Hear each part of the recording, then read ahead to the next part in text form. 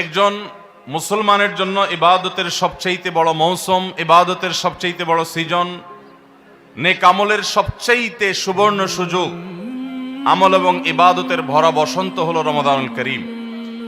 কোরআন এবং হাদিসের আলোকে রমাদানের 27টি বিশেষ করণীয় বর্জনীয় সম্পর্কে কোরআন এবং হাদিসের আলোকে কিছু কথা আরজ করব। ওয়ামা তৌফিক ইল্লা বিল্লাহ। বছরের 11 মাসে আমাদের আমল এবং ইবাদতের যেটুকু ঘাটতি হয়, যেটুকু ত্রুটি বিচ্যুতি থাকে, সেই ইবাদত এবং নেক আমলের ত্রুটি বিচ্যুতি এবং ঘাটতি পোষায় নেওয়ার জন্য রমাদান হলো আমাদের জীবনের সবচেয়ে বড় এবং সুবর্ণ সুযোগ। রমাদান মাস উপলক্ষে বিশেষ যে 27টি আমলের কথা আমরা বলতে চাই, তার প্রথম আমলটি হলো চাঁদ দেখা। রমাদান মাসের চাঁদ শাবানের শেষ দিনে আমরা পশ্চিম আকাশে তালাশ করব, অনুসন্ধান করব। রমাদানের দ্বিতীয় আমল হলো সবচেয়ে গুরুত্বপূর্ণ আমল, সেটা হলো সিয়াম সাধনা, রোজা রাখা।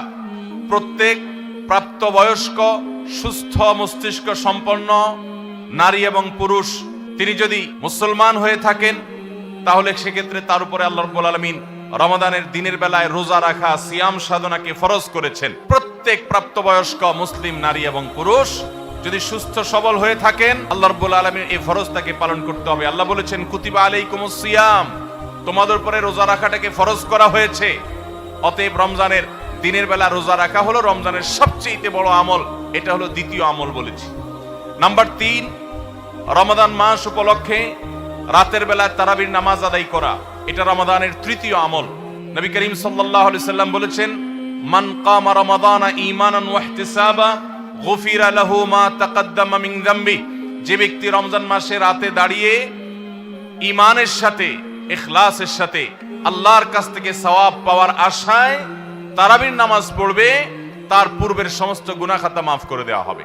রমজানের চতুর্থ আমল হলো সাহারি করা। আমরা অনেকে ইচ্ছাকৃতভাবে সাহারি করি না, হয়তো কখনো ভালো লাগে না সাহারি করতে, খাওয়ার রুচি থাকে না, আমরা সাহারি খাই না। সাহারি খাওয়া ছাড়াও যদি কেউ রোজা রাখে, রোজা হয়ে যাবে, কিন্তু সাহারি খেলে আপনার খাদ্য গ্রহণ হবে, পাশাপাশি আপনি সওয়াব লাভ করবেন। 5 নম্বর আমল হলো সাহারিটা শেষের দিকে খাওয়া। এখনো অনেক মুরব্বীরা আছেন গ্রামাঞ্চলে, তারা মাঝরাতে সাহারি খেয়ে ফেলেন, 12টা-1টার দিকে সাহারি খেয়ে ফেলেন। সাহারি খাওয়ার জন্য সবচেয়ে উত্তম সময় হলো রাতের শেষ প্রহরের একেবারে শেষের দিকে। 6 নম্বর আমল হলো রমজান উপলক্ষে ইফতার করা। ইফতার মানে নাস্তা খাওয়া। সারা বছর আমরা দিনের বেলায় শুরুতে নাস্তা খাই, কিন্তু এর কারণে কোনো সওয়াব আমাদের আমল নামায় লেখা হবে এমন কোনো কথা বলা হয় নাই। কিন্তু রমজান মাসের সন্ধ্যা যখন আপনি ইফতার খাবেন, এই ইফতার খাওয়ার মাধ্যমে আপনি একটা সুন্নাহর উপর আমল করলেন, এটার কারণে আপনার আমল নামাতে একটা সওয়াব লেখা হবে। সওয়াবের আশা যদি আপনার থাকে, ইফতারের নিয়ত যদি আপনার থাকে, তাহলে এর মাধ্যমে আপনি সওয়াব লাভ করবেন। 7 নম্বরের আমল হলো ইফতারটা তাড়াতাড়ি করা, ইফতার বিলম্বে না করা। আমরা অনেকে আছি ইফতার অনেক বেশি দেরি করি। আমরা মনে করি যত দেরি করে ইফতার করা যায় ততই বোধহয় রোজাটা নিশ্চিতভাবে শুদ্ধ হয়, সঠিক হয়। এটা ভুল ধারণা। নবী করিম সাল্লাল্লাহু আলাইহি সাল্লাম বলেছেন, যতদিন পর্যন্ত এই উম্মত মুসলমান জাতি ইফতার দ্রুততার সাথে করবে, অর্থাৎ ওয়াক্ত হওয়ার পর আর বিলম্ব করবে না, ততদিন পর্যন্ত তারা কল্যাণের মধ্যে থাকবে। 8 নম্বরের রমজানের আমল হলো ইফতারের দোয়া পড়া। ইফতারের দোয়াটা আমরা অনেকে জানিও না, আবার অনেকে জানলেও সেটা কখন পড়তে হয় সেটা জানি না। ইফতারের শুরুতে বিসমিল্লাহ বলে ইফতার শুরু করতে হবে, ইফতার করা শেষ, এরপরে দোয়া পড়তে হবে। আমরা অনেকে ইফতারের আগে দোয়া পড়ি, এই দোয়াটা ইফতার দোয়াটা পড়তে হয় ইফতারের পরে। দোয়াটা হলো যাহাবাজ জামা ওয়াবতাল্লাতিল উরুক ওয়া সাবাতাল আজরু ইনশাআল্লাহ, এটা হলো দোয়া। 9 নম্বরের আমল হলো ইফতার এবং সাহারি উভয়টাতে খেজুর খাওয়া, এটা সুন্নাহ। খেজুরের মধ্যে প্রচুর খাদ্য শক্তি আছে। আমরা রমজান মাসে যে রোজা রাখি, সারাদিন পানাহার বর্জন করে থাকি, আমরা যদি সাহারিতে খেজুর খাই, আমাদের শরীরে প্রচুর পরিমাণ খাদ্য শক্তি থাকবে। 10 নম্বরের রমজানের আমল হলো দিনভর বেশি বেশি দোয়া করতে থাকা। ভাইরা আমার, রোজাদার ব্যক্তির দোয়া আল্লাহ রাব্বুল আলামিন ফিরিয়ে দেন না। রোজাদার ব্যক্তি দিনভর আল্লাহর কাছে দোয়া করতে থাকলে সে দোয়া কবুল হয়। নবী করিম সাল্লাল্লাহু আলাইহি সাল্লাম বলেছেন যে কয়েক ব্যক্তির দোয়া ফেরত দেওয়া হয় না, এর ভিতরে একজন হলেন আস-সাইমু হাত্তা ইফতির। রোজাদার ব্যক্তি ইফতার করা পর্যন্ত তার দোয়া কবুল হতে থাকে। আপনি রোজাদার অবস্থায় দোকানে কাজ করছেন, খেতে খামারে কাজ করছেন, আপনি ব্যবসা প্রতিষ্ঠানে কাজ করছেন, আপনি রাস্তায় হাঁটাচলা করছেন, মা বোনরা বাসা বাড়িতে গৃহস্থলী কাজকর্ম করছেন, এই কাজের ফাঁকে ফাঁকে ওযু নাই, অসুবিধা নেই, এই অবস্থায় আপনি দোয়া করতে থাকেন। রোজাদার অবস্থায় দোয়া কবুল হয়। সারাদিন আপনি মনে মনে আপনার চাওয়াগুলো আল্লাহর কাছে নিবেদন করেন, আল্লাহর সাথে আপনি কথা বলতে থাকেন, কারণ দোয়া কবুলের একটা মোক্ষম সময় হলো রমজান মাসে এই রোজা অবস্থায়। 11 নম্বর রমজানের বিশেষ আমল হলো সকল প্রকার পাপাচার বর্জন করা, কারণ রমজানের রোজার উদ্দেশ্যই হলো আমরা যেন পাপাচার বর্জন করতে পারি। 12 নম্বর আমল হলো পাপাচারের মধ্যে আবার বিশেষ করে মিথ্যা কথা, মিথ্যা কাজ, প্রতারণা 2 নম্বরই, এগুলো পরিহার করে চলা। এগুলো অন্য সময় তো পরিহার করতেই হবে, রমজানে আরো বিশেষ গুরুত্বের সাথে পরিহার করতে হবে। বুখারীর হাদিসে আসছে, নবী করিম সাল্লাল্লাহু আলাইহি সাল্লাম বলেছেন, মাল্লাম ইয়াদা কাওলাজ জুরি ওয়াল আমাল বিহি ফালাইসা লিল্লাহি হাজা আন ইয়াদা তাআমাহু ওয়া শারাবা।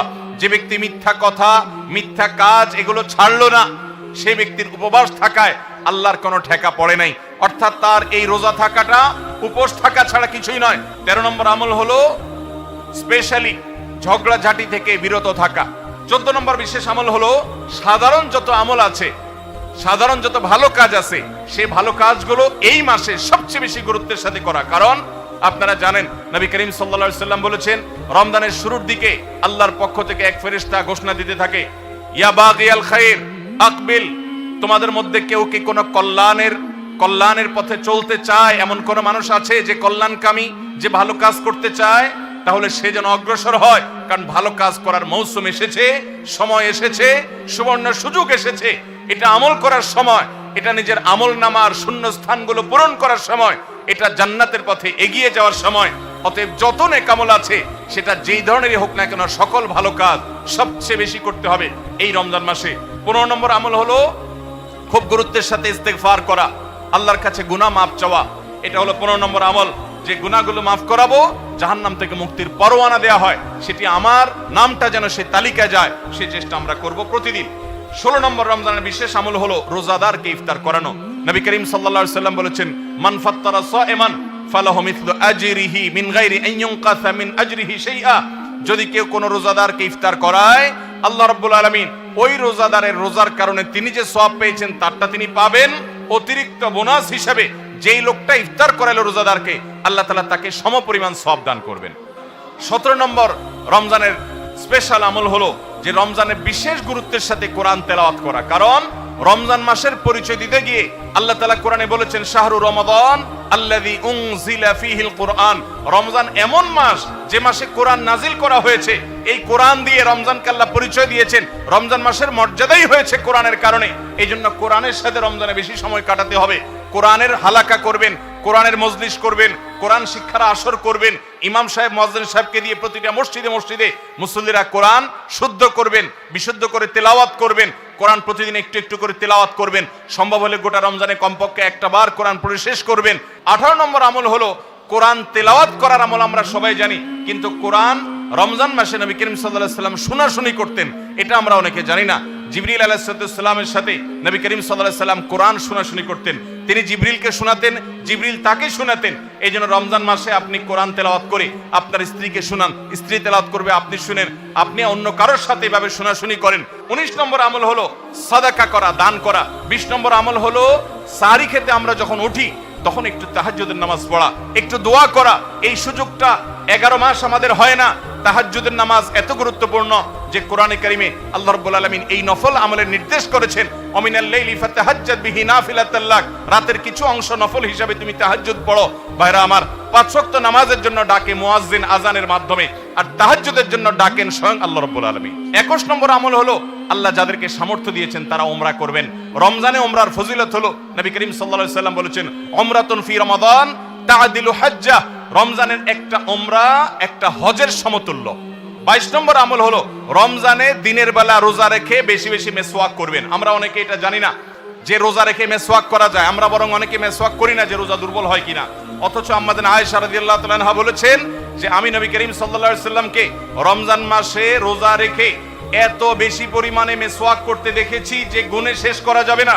এই জন্য রমজান মাসে আপনার পকেটে মেসওয়াক থাকতে হবে। 23 নম্বর আমল হলো রমজানের শেষ 10টা দিন ইতিকাফে বসে যাওয়া। যাদের তৌফিক আছে মসজিদে ইতিকাফে বসে যাবেন। 24 নম্বর আমল হলো রমজানের শেষ দশকে বেশি বেশি ইবাদত করার চেষ্টা করা। বুখারী শরীফে আসছে নবী করিম সাল্লাল্লাহু আলাইহি সাল্লাম সম্পর্কে আম্মা জান আয়েশা বলেছেন, ইদা দাখালাল আশর, রমজানের শেষ 10 দিন যখন শুরু হতো তখন নবী সাল্লাল্লাহু আলাইহি সাল্লাম কি করতেন? আইকাজ আহিয়া লাইলা, সারা রাত আর ঘুমাতেন না। শেষ 10 দিন সারা রাত ঘুমাতেন না। ওয়াশাদ্দা মিযজারা, কোমর বেঁধে নিতেন। ওয়াইকাদা আহলা, এবং তার পরিবারকে তিনি জাগিয়ে তুলতেন। আরেক হাদিসে আসছে নবী সাল্লাল্লাহু আলাইহি সাল্লাম বলেছেন, কারণ নবী সাল্লাল্লাহু আলাইহি ওয়াসাল্লাম ইদা দাখালাল আশর ইয়াজতাহিদু ফীহি মা লা ইয়াজতাহিদু ফী গায়রি, নবীজির জীবনে কখনো ইবাদতের জন্য এত চেষ্টা করতেন না যত চেষ্টা করতেন রমজানের শেষ দশকে ইবাদতের জন্য। 25 নম্বর আমল হলো লাইলাতুল কদর তালাশ করা। নবী করিম সাল্লাল্লাহু আলাইহি সাল্লাম বলেছেন, তাহাররু লাইলাতুল কদর ফিল বিত্রি মিনাল আশরিল আওয়াখির মিন রমাদান, তোমরা রমজানের শেষ দশকের বেজোড় রাতগুলোতে লাইলাতুল কদর বেশি বেশি করে তালাশ করো। বেজোড় রাতগুলোতে বেশি বেশি, শেষ দশকের প্রত্যেক রাতেই জেগে জেগে ইবাদত করা কদর হতে পারে সে আশায়। কদরের একটা রাত যদি ইবাদত করতে পারেন আপনি, তাহলে 1000 মাস ইবাদতের চাইতে বেশি উত্তম হবে, আপনার আমলনামাতে সওয়াব বেশি জমা হবে। 25 নম্বর আমল হলো লাইলাতুল কদর তালাশ করা শেষ দশকের সবগুলো রাতে, সম্ভব না হলে বেজোড় রাতে। আল্লাহ আমাদেরকে তৌফিক দান করুন। আর 26 নম্বর আমল হলো লাইলাতুল কদর যদি আমরা পেয়ে যাই, মনে হয় যে এটা লাইলাতুল কদর হতে পারে, তাহলে একটা বিশেষ দোয়া পড়া। দোয়াটা হলো আল্লাহুম্মা ইন্নাকা আফুউন তুহিব্বুল আফওয়া ফাআফু আন্নি, হে আল্লাহ আপনি ক্ষমাশীল, আপনি ক্ষমা করতে ভালোবাসেন, পছন্দ করেন, আপনি আমাকে ক্ষমা করুন। এই দোয়াটা পড়বো তো ইনশাআল্লাহ। 27 নম্বর এবং সর্বশেষ আমল হলো রমজানের শেষে, ঈদের চাঁদ দেখা যাওয়ার পর অথবা ঈদের চাঁদ দেখা যাওয়ার একদিন আগেও করা যায়, ফিতরা আদায় করা, গরিবদের বাসায় খাদ্য পৌঁছে দেওয়া। এটা কেন করব? নবী করিম সাল্লাল্লাহু আলাইহি সাল্লাম বলেছেন, যাকাতুল ফিত্রে তুহরাতান লিস-সাইমি আনিল লাগবি ওয়ার রাফাস ওয়া তু'মাতান লিল মাসাকিন। ফিতরা এটা হলো দুইটা উদ্দেশ্যে। এক হলো রোজা রেখে আমাদের যে ছোটখাটো ভুল ত্রুটি হয়, অনর্থক কথা হয়ে যায়, এগুলো থেকে রোজাটাকে পরিচ্ছন্ন করার জন্য সদকায়ে ফিতর বা আমরা যে ফিতরা দেই এটা ভূমিকা রাখে, এটা কার্যকর হয়, আমাদের রোজাকে ত্রুটিমুক্ত করে দেয়, রিফাইন্ড করে দেয়। আর দ্বিতীয়ত হলো ঈদের দিন গরিব দুঃখীদের বাসায় খাবারের নিশ্চয়তা এনে দেয়।